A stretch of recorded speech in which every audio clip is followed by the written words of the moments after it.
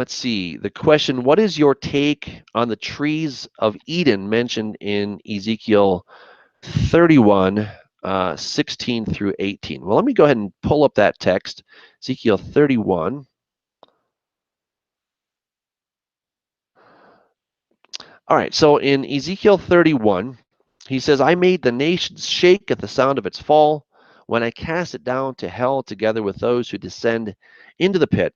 And all the trees of Eden, the choice and the best of Lebanon, all that drink water, were comforted in the depths of the earth. They also went down to hell with it, and those slain by the sword and those who were its strong arm dwelt in its shadows among the nations. To which of the trees in Eden will you be likened in glory and greatness? Yet you shall be brought down with the trees of Eden to the depths of the earth. You shall lie in the midst of the uncircumcised with those slain by the sword. This is Pharaoh and all his multitude, says the Lord God. All right. So understanding what is these trees of Eden. Well, we go back again. We always look for context to see what's going on. And we see in verse 2, Son of man, say to Pharaoh, king of Egypt, and to his multitude, whom are you like in your greatness? Indeed, Assyria was a cedar in Lebanon. All right, so we have the word like. That gives us a simile. All right, that means that it's not an actual equal sign, but it's a similar to. We might think of this like a parable, like a Aesop's fable. There's a truth to be told, but we don't think that an actual hare and a turtle or a tortoise were actually having a race. Okay, but there's a spiritual truth there. So I would suggest that's the same thing. Whom are you like in your greatness? Indeed, Assyria was a cedar and Lebanon, whose fine branches that shaded the forest and of high stature, and its top was among the thick boughs. So Assyria is being likened to a tree. The waters made it grow, underground waters gave it height, etc. Therefore, its height was exalted above all the trees of the field. So again, he's now taking these nations and he's comparing them to trees. He's giving them this role of, you're like a tree in this garden. So he goes on, the cedars of the garden of God could not hide it. So he's basically saying all these nations are like these trees, and just in the same way that God created the Garden of Eden for humanity, kind of as his playground, now each one of these nations is being likened to a particular tree.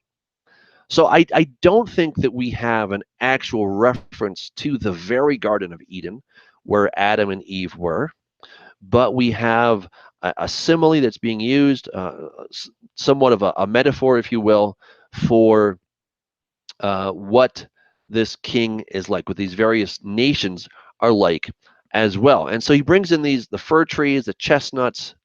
No tree in the garden of God was like it in beauty.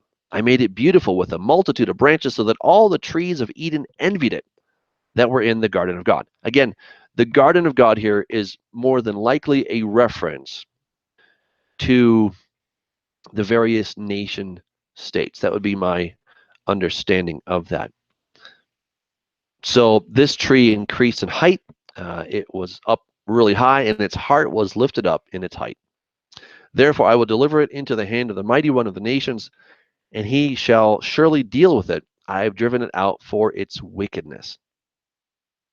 So again, that's how I would understand that this is not speaking of the literal Garden of Eden, but this is a figurative reference to it. Certainly the Garden of Eden has been long gone. Now, let me just say, because well, what about question might come up really quick, which is in Ezekiel chapter 28. So let me go there, and again, I'm going to share my screen with you guys so you can take a look at it for yourself. I would suggest that Ezekiel 28 is rather different. And let's take a look at this. The word of the Lord came to me again, saying, Son of man, say to the prince of Tyre, thus says the Lord God, because your heart is lifted up, and you say, I am a God, I sit in the seat of gods in the midst of the seas, yet you are a man and not a God, though you set your heart as a God. All right, so this is speaking to here to the prince the prince of Tyre. So the Nagid Sor in the Hebrew. Now we come down a few verses and we see that he takes up another word, this time a lamentation for the king of Tyre. So could it be the same? It's possible, but we already have a difference here. Here it's the king, Melekzor, where it was Nagidzor before. And he goes on to speak about this one in a way that seems to transcend any kind of earthly person, but it also doesn't seem to be just a using of similes. It seems that he's talking about a real singular entity. He says, "You were the seal of perfection, full of wisdom and perfect in beauty. You were in Eden, the garden of God. Every precious stone was your covering." And he lists all these different stones. "The workmanship of your timbrels and pipes was created for you on the day you were created. You were the anointed cherub." All right, and so this is really the main distinction I would suggest is that we could suggest that in Ezekiel 31 we have a similar kind of language, but now he says that you were the anointed cherub, the kuv, and this cherub had a job who covers, and we're not entirely sure what that means. Okay, mimshach, that's the same root as Mashiach, right? So who anoints? You are the the mimshach. You are the anointed who covers, hasochech there.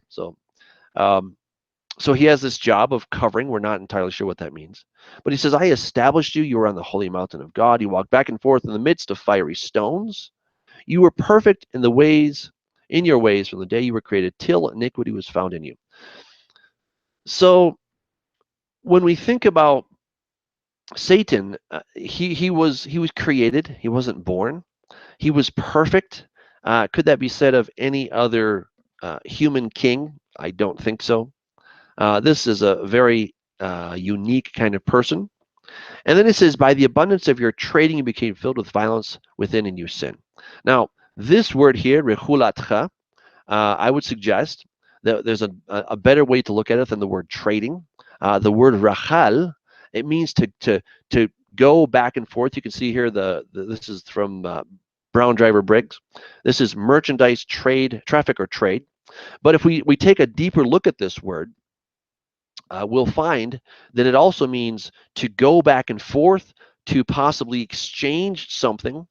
It could be exchanging it for money or to barter, but it also is the same root. The word rachal is the same root as to slander or to gossip. So a slanderer or a gossiper is somebody who is exchanging little bits of information, bits of gossip with other people. And so what I would suggest is that he's saying here, by the abundance of your gossiping, by the abundance of your slandering, you became filled with violence within and you sinned. All right, and so if we understand it from that perspective, then this really makes a lot of sense. "Therefore I cast you as a profane thing out of the mountain of God, and I destroyed you, O covering cherub." Again, we don't see that kind of language used in Ezekiel 31. This I would suggest, and I believe that this is actually talking about Satan himself. "Your heart was lifted up because of your beauty. You corrupted your wisdom. For the sake of your splendor, I cast you to the ground and laid you before kings, that they might gaze at you. You defiled your sanctuaries by the multitude of your iniquities, by the iniquity of your," not trading, but the slander. "And therefore I brought fire from your midst. It devoured you, and I turned you to ashes upon the earth in sight of all who saw you." And I did a study somewhere. I'm trying to remember the name of it, but I suggest that this passage, Isaiah 14 and Genesis chapter 3, are all the same event. They're just told from different perspectives. So just to sum all that up, I would suggest that Ezekiel 31 is a type of simile that's being used to liken these kings and nations to a particular tree in this Garden of Eden. Think of the Garden of Eden as kind of the playground of humanity, also known as Earth. And he's giving a prophecy about what is going to happen to those kings. So thank you. That was a great question, Derek. Thank you.